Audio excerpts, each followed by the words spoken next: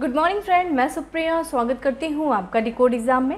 Friend, आज daily current affairs की class में हम डिस्कस करेंगे 20 सितंबर से रिलेटेड जितने भी न्यूज़ हैं, जितने भी इवेंट्स हैं जो हमारे एग्जाम के लिए इंपॉर्टेंट हैं, हम उन्हें एक एक करके यहाँ डिस्कस करेंगे। फ्रेंड, आज की क्लास में एक तो क्वेश्चंस कुछ ऐसे हैं जिन्हें थोड़ा आपको पेशेंस के साथ समझना होगा, ठीक है। तो जो कुछ मैं पॉइंट बता रही होंगी उसको थोड़ा आराम से आप सुनिएगा और उसे समझने की कोशिश करिएगा, ठीक है। तो आइए स्टार्ट करते हैं आज की क्लास। और आज का हमारा पहला प्रश्न है, हाल ही में किस संस्था के द्वारा डूइंग बिजनेस रैंकिंग समाप्त कर दिया गया है। एक संस्था है जिसके द्वारा डूइंग बिजनेस रैंकिंग जारी किया जाता था, इस रैंकिंग को इसने समाप्त कर दिया है। कौन सी? विश्व बैंक, IMF, ADB या फिर अंकटाड। तो फ्रेंड, इसका आंसर है ए, यानी कि वर्ल्ड बैंक के द्वारा डूइंग बिजनेस रैंकिंग, जो डूइंग बिजनेस रिपोर्ट जारी करती थी, इस संस्था ने इस रैंकिंग को, इस रिपोर्ट को समाप्त कर दिया है। देख लीजिए क्या है इसकी व्याख्या में।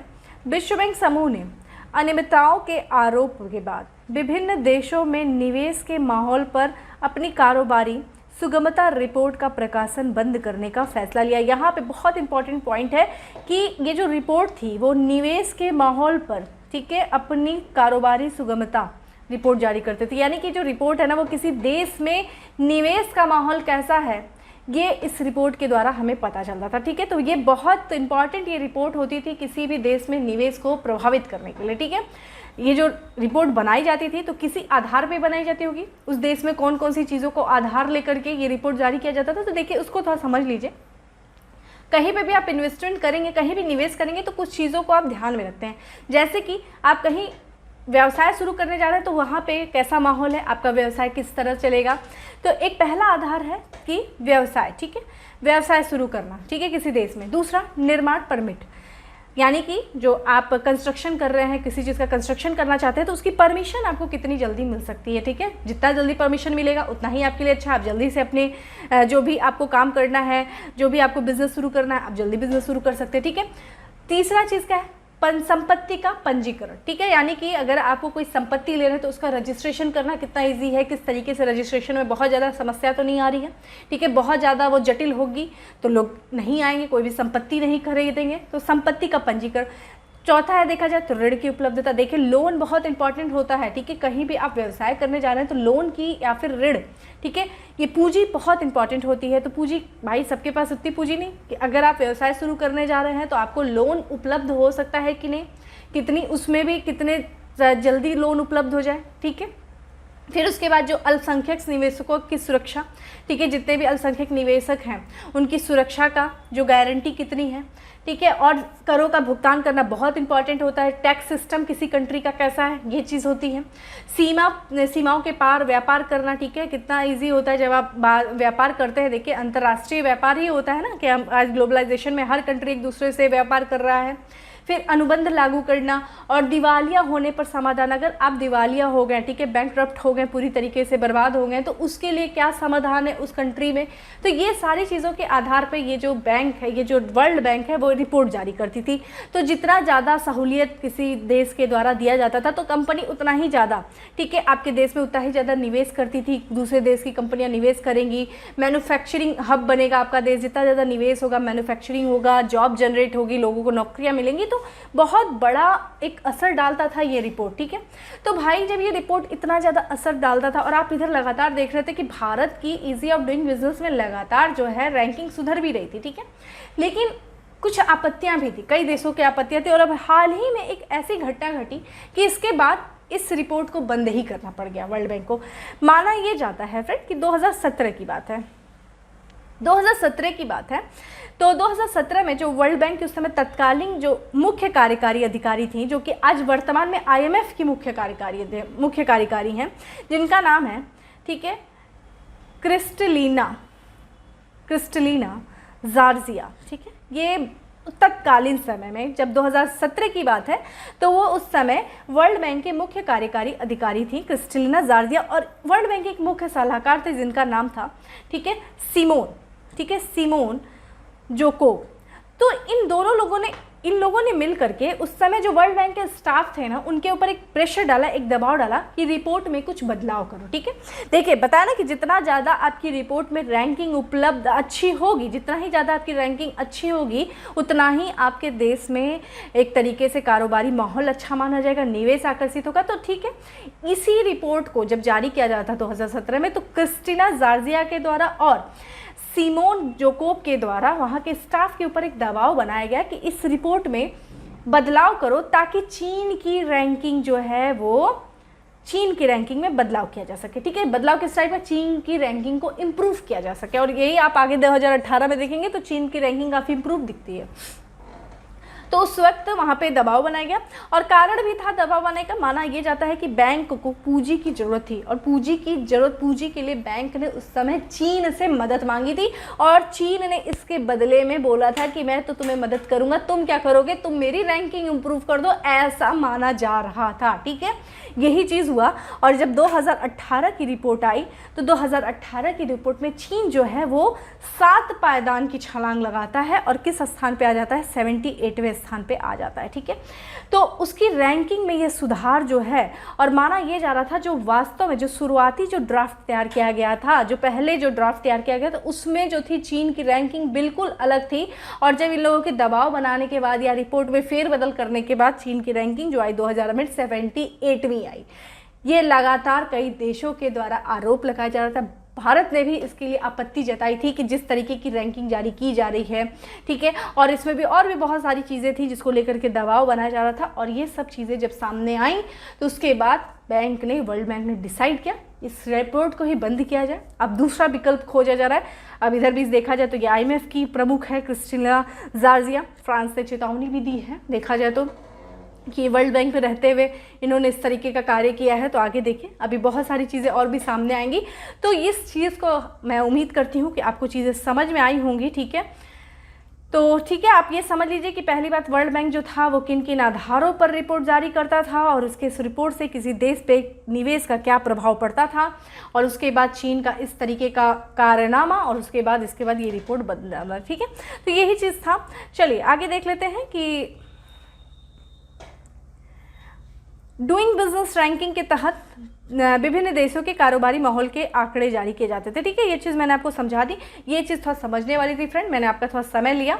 ठीक है, चलिए अब आगे बढ़ते हैं, नेक्स्ट क्वेश्चन पे चलते हैं। 2 दिवसीय पोषक अनाज हितधारक महासम्मेलन का आयोजन कहाँ किया गया? ठीक है, पोषक अनाज हितधारक महासम्मेलन चेन्नई में किया गया, भोपाल में किया गया, हैदराबाद में किया गया, या फिर गांधीनगर में? तो फ्रेंड इसका आंसर हो जाएगा हैदराबाद, यानी कि सी। ठीक है, यहाँ पे हमें पोषक अनाज हितधारक महासम्मेलन किया गया था प्रधानमंत्री के जन्म दिवस के उपलक्ष्य में 17 सितंबर को किया गया था। तो भारतीय कदन अनुसंधान संस्थान हैदराबाद, देखिए इस संस्थान का डायरेक्ट पूछ लेता है कहाँ पे स्थित है, तो ये चीज़ भी ध्यान रखा करिए। ठीक है, अनुसंधान संस्था द्वारा खाद्य एवं कृषि संगठन, ठीक है, FAO, केंद्रीय कृषि एवं किसान कल्याण मंत्रालय, कृषि अनुसंधान व शिक्षा विभाग और नीति आयोग के संयुक्त तत्वाधान में आयोजित 2 दिवसीय पोषक अनाज हितधारक महासम्मेलन का शुभारंभ केंद्रीय कृषि व किसान कल्याण मंत्रालय नरेंद्र सिंह तोमर ने किया। यह आयोजन जो है अंतर्राष्ट्रीय पोषक अनाज वर्ष 2023 के परिप्रेक्ष्य में प्रधानमंत्री नरेंद्र मोदी जी के जन्म दिवस के उपलक्ष्य में ये जो था महाअभियान की शुरुआत किया गया। ठीक है, इसके बारे में फ्रेंड ये चीज़ें देखा जाए तो एक तरीके से ये जो शुरू किया गया है महासम्मेलन, तो ये पोषक अनाज को बढ़ावा देने के लिए इस महासम्मेलन शुरू किया गया। और जैसा कि आप लोग भी जानते हैं कि इसी संबंध में जो संयुक्त राष्ट्र महासभा ने एक फैसला भी लिया है कि वर्ष 2023, ठीक है, वर्ष 2023 में भारत की अगुवाई में दुनिया भर में अंतर्राष्ट्रीय पोषक अनाज, ठीक है, अंतर्राष्ट्रीय पोषक अनाज वर्ष जो है बड़े पैमाने पर मनाया जाएगा। ठीक है, तो 2023, क्योंकि भारत इसके बारे में 2018 में मांग भी कर रहा था कि 2000 पोषक वर्ष मनाने की उसे आज्ञा वो दिया जाए, परमिट किया जाए। तो इसके लिए वर्ल्ड बैंक ने जो संयुक्त राष्ट्र महासभा ने इसके लिए फैसला भी लिया। और 2023 का जो वर्ष होगा फ्रेंड वो अंतर्राष्ट्रीय पोषक अनाज वर्ष होगा जिसकी अगुवाई भारत करेगा। और ताकि हर व्यक्ति को पोषक अनाज के महत्व को समझे, हर व्यक्ति पोषक अनाज के महत्व को समझे और उसे अपनी थाली का हिस्सा बनाए। ठीक है, सिर्फ महत्व को ही न समझे बल्कि उसे अपनी थाली का हिस्सा बनाए, किसे? पोषक अनाज को। ठीक है, यही है 2023, याद रखिएगा, अंतर्राष्ट्रीय पोषक अनाज वर्ष, जो कि भारत की अगुवाई में 2023 का वर्ष होगा। ठीक है, नेक्स्ट है, निम्न में से किसके द्वारा प्लेनेटोरियम इनोवेशन चैलेंज लॉन्च किया गया है? प्लेनेटोरियम फ्रेंड तारामंडल। ठीक है, तारामंडलों के लिए जो इनोवेशन, तारामंडलों के लिए जो इन्वेंशन होगा उसके लिए जो चैलेंज, जो प्रतियोगिता जो है लॉन्च की गई, किसके द्वारा देखा जाए? नीति आयोग के द्वारा, माई गो इंडिया के द्वारा, इसरो के द्वारा या फिर DRDO के द्वारा? तो ये माई गवर्नमेंट इंडिया के द्वारा जो है, यानी कि बी, प्लेनेटोरियम इनोवेशन चैलेंज को लॉन्च किया गया है। इसके बारे में देखें तो इलेक्ट्रॉनिक और सूचना प्रौद्योगिकी मंत्रालय की अधीनस्थ संस्था माईगो, यानी कि मेरी सरकार, माई गवर्नमेंट इंडिया द्वारा प्लेनेटोरियम इनोवेशन चैलेंज शुरू किया गया है। इस चैलेंज का उद्देश्य देखिए क्या है? Augmented reality, virtual reality, merged reality सहित नवीनतम तकनीकों का उपयोग करके एक स्वदेशी प्लेनेटोरियम सिस्टम सॉफ्टवेयर बनाने की क्षमता रखने वाले प्रौद्योगिकी कंपनियों और स्टार्टअप जो भारत से बाहर स्थित है के साथ एक साथ लाना है। ठीक है, तो देखा जाए तो इस प्रतियोगिता के तहत अगर हम समझें तो जो ये आपका प्लेनेटोरियम है, जो कि तारामंडल है, उसके लिए एक आधुनिक, ठीक है, अत्याधुनिक तकनीकी विकसित करने की खातिर जो स्टार्टअप हैं, जो तकनीकी उद्यमी हैं, उनके आवेदन को आमंत्रित किया जाएगा। और भारत में प्लेनेटोरियम के लिए विशेष रूप से खासकर जो छोटे शहर हैं, जो ग्रामीण क्षेत्र की खातिर नई तकनीक कौन है आपके? ये ऑगमेंटेड रियलिटी हो गया, वर्चुअल रियलिटी हो गया, मर्ज्ड रियलिटी, ये नई तकनीकों का इस्तेमाल करने का अवसर दिया गया। ठीक है, तो एक तरीके से देखा तो ये तकनीकी जो है मेड इन इंडिया या स्वदेशी ही होगी। ठीक है, तो ये चीज़ ध्यान रखिएगा। मेन चीज़ चैलेंज पूछेगा कि प्लेनेटोरियम जो है इनोवेशन चैलेंज किसके द्वारा शुरू किया गया है, तो ये आपका माई गवर्नमेंट या फिर माई गो इंडिया के साथ। ठीक है, इंडिया ने शुरू किया है। नेक्स्ट चले, भारत का 61वां सॉफ्टवेयर प्रौद्योगिकी 61वां सॉफ्टवेयर प्रौद्योगिकी पार्क केंद्र का उद्घाटन कहाँ किया गया? कर्नाटक, तमिलनाडु, तेलंगाना या फिर नागालैंड? तो फ्रेंड इसका जो आंसर हो जाएगा डी, यानी कि नागालैंड में भारत का 61वां सॉफ्टवेयर प्रौद्योगिकी पार्क और नागालैंड का पहला। ठीक है, इसके बारे में देखें तो भारत का 61वां software technology park of India, software technology park India का उद्घाटन नागालैंड की राजधानी कोहिमा में किया गया है। यह नागालैंड का पहला सॉफ्टवेयर टेक्नोलॉजी है।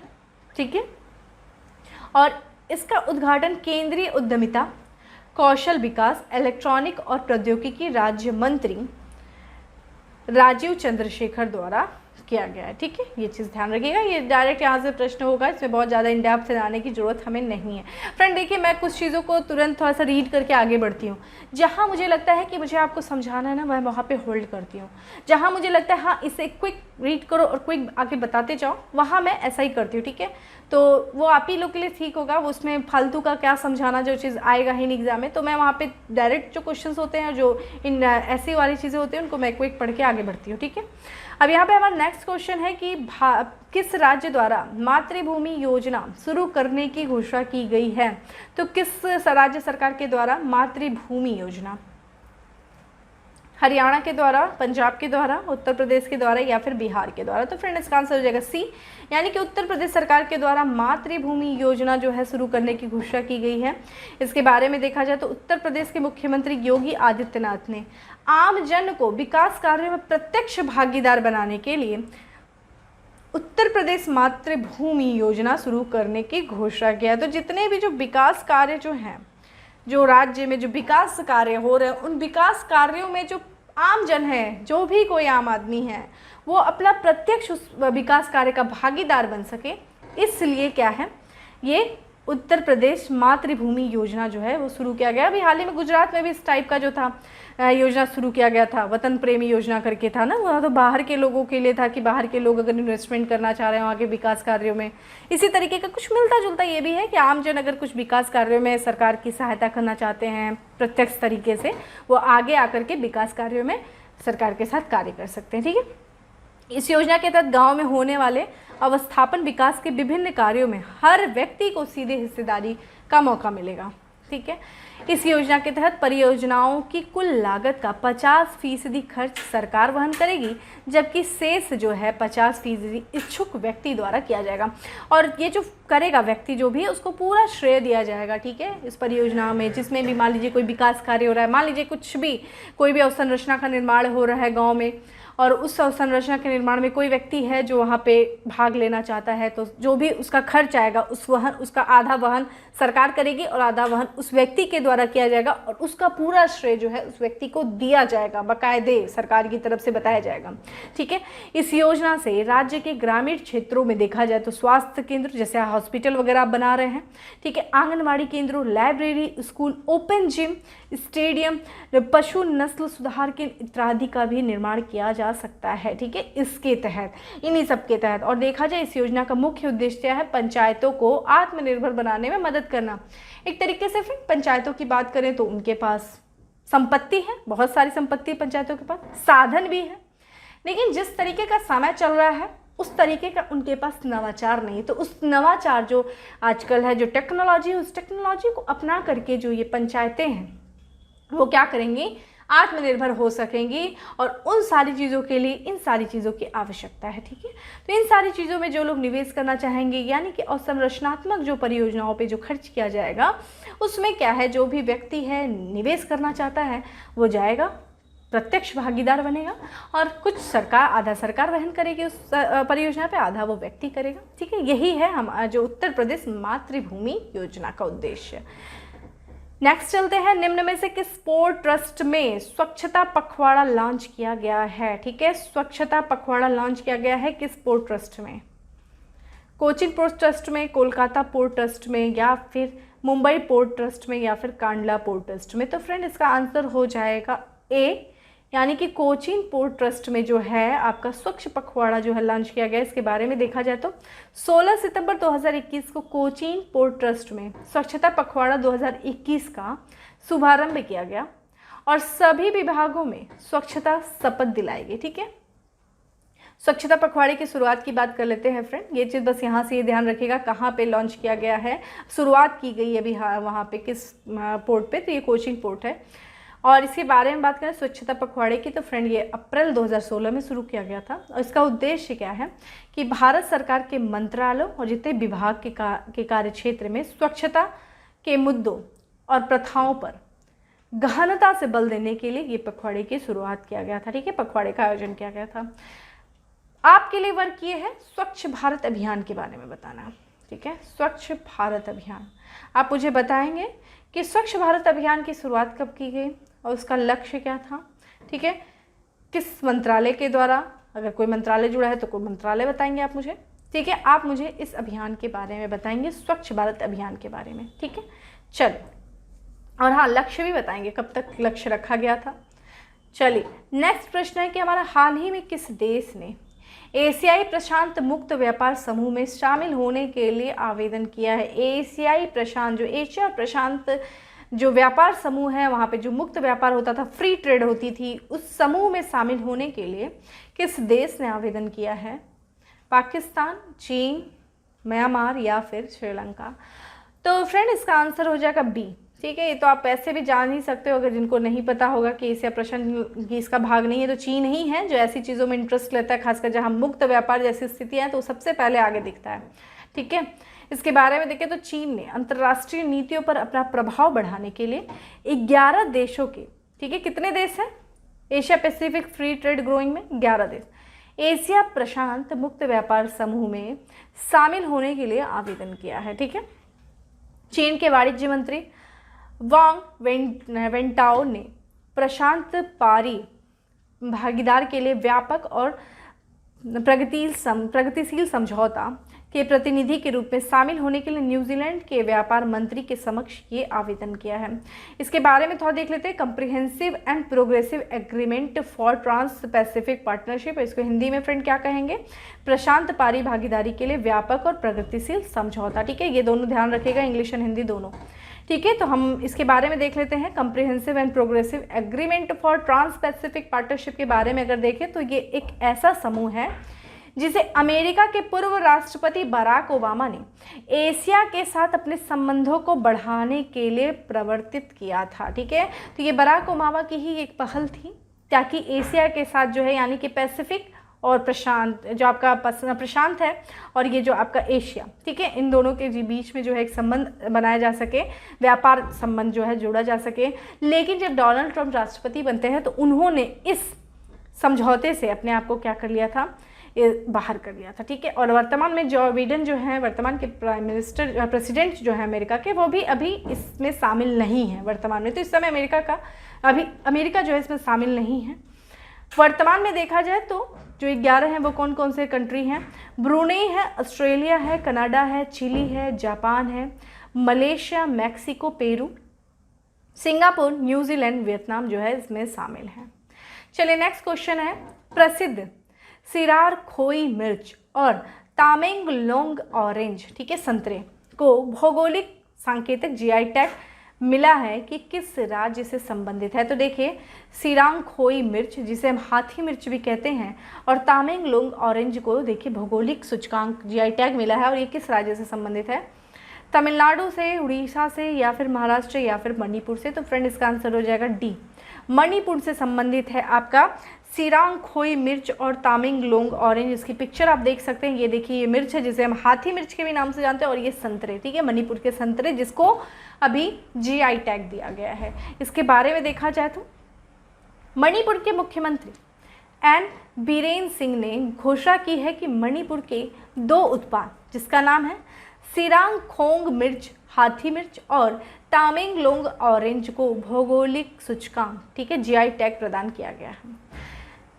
देखा जाए ये आपका जो है जियोग्राफिकल इंडिकेशन यानी कि भौगोलिक संकेतक टैग बौद्धिक संपदा का एक रूप है जो किसी विशेष भौगोलिक क्षेत्र का स्थान के लिए विशिष्ट वस्तुओं उत्पादों को दिया गया एक प्रमाणन या संकेतक है। तो एक तरीके से जीआई टैग क्या हो गया कि ये एक ऐसा टैग होता है जो ऐसे क्षेत्र में, ठीक है, एक ऐसे क्षेत्र विशेष में वस्तु या उत्पादों के उत्पादन को, ठीक है, उसकी गुणवत्ता और उसके लक्षणों के आधार पर खास पहचान के लिए दिया जाता है। यानी कि मान लीजिए किसी वस्तु का किसी क्षेत्र विशेष में उत्पादन होता है तो उसको जीआई टैग, किसी फसल का उत्पादन किसी जलवायु विशेष में होता है, ठीक है, वो फसल जो है इसी पर्टिकुलर जलवायु में है, उसका उस फसल को लगाया जा सकता है, उसको जीआई टैग, ठीक है। जैसे रसगुल्ले हो गए तो वो एक क्षेत्र विशेष हो गया, ठीक है, बनारसी साड़ियाँ हो गई, ये सब चीज़ों को कि वो एक क्षेत्र विशेष से संबंधित है, ठीक है। तो ऐसी चीज़ों को क्या है, जीआई टैग दिया जाता है। तो और जीआई टैग उस उत्पाद की गुणवत्ता और उसकी विशेषता को दर्शाता है, ठीक है। वर्क आपका ये है कि आप मुझे ये बताएंगे कि किस अधिनियम के तहत, ठीक है, किस एक्ट के थ्रू या फिर किस अधिनियम के तहत किसी वस्तु या उत्पाद को भारत में जीआई टैग दिया जाता है, ठीक है, भारत में। और उसी के साथ साथ अगर हम अंतर्राष्ट्रीय स्तर की बात करें तो अंतर्राष्ट्रीय स्तर पर किस संस्था की तरफ से जीआई टैग दिया जाता है। भारत में एक्ट बताएंगे कि भारत में किस मतलब एक्ट के थ्रू, किस अधिनियम के तहत जो है किसी वस्तु को या उत्पाद को जीआई टैग दिया जाता है, और अंतर्राष्ट्रीय स्तर पर किसी संस्था की तरफ से, किस संस्था की तरफ से जीआई टैग जो है वो जारी किया जाता है। वर्तमान में भारत के पास कितने वस्तुओं के लिए जीआई टैग है और विश्व में सबसे ज़्यादा जीआई टैग जो है किस देश के पास है, ठीक है, किस देश की वस्तुओं को सबसे ज़्यादा जीआई टैग जो है वो प्राप्त है, ठीक है, ये चीज़ बताएंगे आप मुझे। आपका ये 2 वर्क है, बहुत इंपॉर्टेंट है। नेक्स्ट चलते हैं, किस मंत्रालय या संस्था भी कह सकते हैं के द्वारा दूर दराज के इलाकों के बच्चों के लिए कौशल विकास योजना की शुरुआत की गई है। कौशल मंत्रालय, शिक्षा मंत्रालय, भारतीय रेलवे या फिर सामाजिक कल्याण मंत्रालय। तो इसका आंसर हो जाएगा फ्रेंड सी, यानी कि भारतीय रेलवे के द्वारा दूर दराज के इलाकों के बच्चों के लिए कौशल विकास योजना की शुरुआत की गई। इसके बारे में देखें तो भारतीय रेलवे द्वारा हाल ही में देश के दूर दराज के इलाकों के बच्चों के लिए कौशल विकास योजना की शुरुआत की गई है। इस योजना के तहत रिमोट इलाकों के 50,000 बच्चों की स्किल ट्रेनिंग दी जाएगी, ठीक है। रेलवे द्वारा दूर दराज के क्षेत्रों में अपनी पहुंच को बेहतर बनाने के लिए मोबाइल कौशल शिक्षण इकाइयों भी स्थापित की जाएगी, ठीक है। तो ये जो मोबाइल कौशल प्रशिक्षण जो इकाइयाँ होती है वो स्थापित किया जाएगा ताकि जो दूर दराज के क्षेत्र, जो रिमोट एरिया के क्षेत्र हैं, वहाँ पे भी जो रेलवे की पहुँच जो है वो सुनिश्चित हो सके, ठीक है, ये चीज़ है। तो ध्यान रखिएगा, जो बच्चों को जो कौशल विकास योजना जो शुरुआत किया है बच्चों के, जो रिमोट एरिया के जो बच्चे हैं उनके लिए, ये भारतीय रेलवे के द्वारा। लास्ट क्वेश्चन है आज का, और वो है कि केंद्रीय मंत्रिमंडल ने आपदा जोखिम न्यूनीकरण के लिए किस देश के साथ समझौता किया है। ठीक है, आपदा जोखिम न्यूनीकरण के लिए इटली, जापान, फ्रांस या फिर ब्रिटेन। तो फ्रेंड इसका आंसर है ए, यानी इटली के साथ जो है आपदा जोखिम न्यूनीकरण समझौते पर, जो समझौते ज्ञापन पर मंजूरी दी गई है, इसके बारे में देखें तो केंद्रीय मंत्रिमंडल ने आपदा जोखिम न्यूनीकरण, disaster risk reduction and management के लिए भारत के राष्ट्रीय आपदा प्रबंधन प्राधिकरण और इटली के नागरिक सुरक्षा विभाग के बीच समझौता ज्ञापन को मंजूरी प्रदान किया है। और इस समझौता से दोनों देशों में आपदा प्रबंधन के क्षेत्र में तैयारी, प्रतिक्रिया के साथ साथ क्षमता निर्माण के क्षेत्रों को मजबूत करने में मदद मिलेगी। ठीक है, आपको फ्रेंड बताना है सेंडाई फ्रेमवर्क के बारे में। ठीक है, आप मुझे बताएंगे सेंडाई फ्रेमवर्क जो है वो कब जारी किया गया, कब से कब तक उसका समय है, और दूसरी चीज़ है वो किस चीज़ से संबंधित है, आप मुझे ये बताएंगे। ठीक है, चलिए फैक्ट्स ऑफ द डे पे आते हैं। ICC T20 विश्व कप 2021 के बाद भारत के T20 कप्तान का पद छोड़ने की घोषणा किसके द्वारा किया गया है? विराट कोहली के द्वारा किया गया है। ठीक है, जो अभी ICC विश्व कप, जो T20 विश्व कप होने वाला है, कमेंट बॉक्स में आंसर लिखिए कहाँ होने वाला है, किस देश में आयोजन किया जा रहा है इसका। ठीक है, बताया गया था आपको ये। तो उसके बाद जो है, इस वर्ल्ड कप के बाद जो है विराट कोहली अपने T20 जो है कप्तान पद को छोड़ देंगे। ठीक है, महिला सशक्तिकरण पर पहला G20 मंत्री स्तरीय सम्मेलन का आयोजन किया गया इटली में। ठीक है, G20 मंत्री स्तरीय सम्मेलन का आयोजन महिला सशक्तिकरण पर, ये पहला था, इटली में किया गया। भारत नेपाल संयुक्त अभ्यास सूर्यकिरण का 5वां संस्करण शुरू हुआ कहाँ? पिथौरागढ़ उत्तराखंड में। ठीक है, कहाँ पे किया गया है सूर्यकिरण? देखिए, सूर्यकिरण जो युद्धाभ्यास होता है वो होता है भारत और नेपाल के बीच में होता है। ठीक है, और किसके द्वारा, और ये इसका जो अभी जो हाल ही में ये युद्धाभ्यास हुआ कहाँ हो रहा है? ये पिथौरागढ़। ठीक है, नेक्स्ट है हमारा फैक्ट्स ऑफ द डे में अंतर्राष्ट्रीय लाल पांडा दिवस मनाया गया, जो कि कब मनाया जाता है? इस वर्ष जो मनाया गया वो 18 सितंबर को मनाया गया, और ये प्रत्येक वर्ष सितंबर के तीसरे शनिवार में यह मनाया जाता है। ठीक है, 45वीं GST काउंसिल बैठक का आयोजन किया गया, कहाँ किया गया? लखनऊ में किया गया। विश्व बांस दिवस यानी कि वर्ल्ड बम्बू डे जो है वो मनाया गया था 18 सितंबर को मनाया जाता है। ठीक है, फीफा की ओर से जारी ताजा रैंकिंग में प्रथम स्थान पर स्थित है Belgium. Facts of the day में नेक्स्ट है हमारा BCCI जूनियर चयन समिति के चेयरमैन बनाए गए हैं श्रीधरन शरद को BCCI जूनियर चयन समिति के चेयरमैन बनाया गया है। वायुसेना द्वारा 26 सितंबर को एयर शो का आयोजन किया जाएगा, कहाँ किया जाएगा? श्रीनगर में किया जाएगा वायुसेना के द्वारा एयर शो का आयोजन।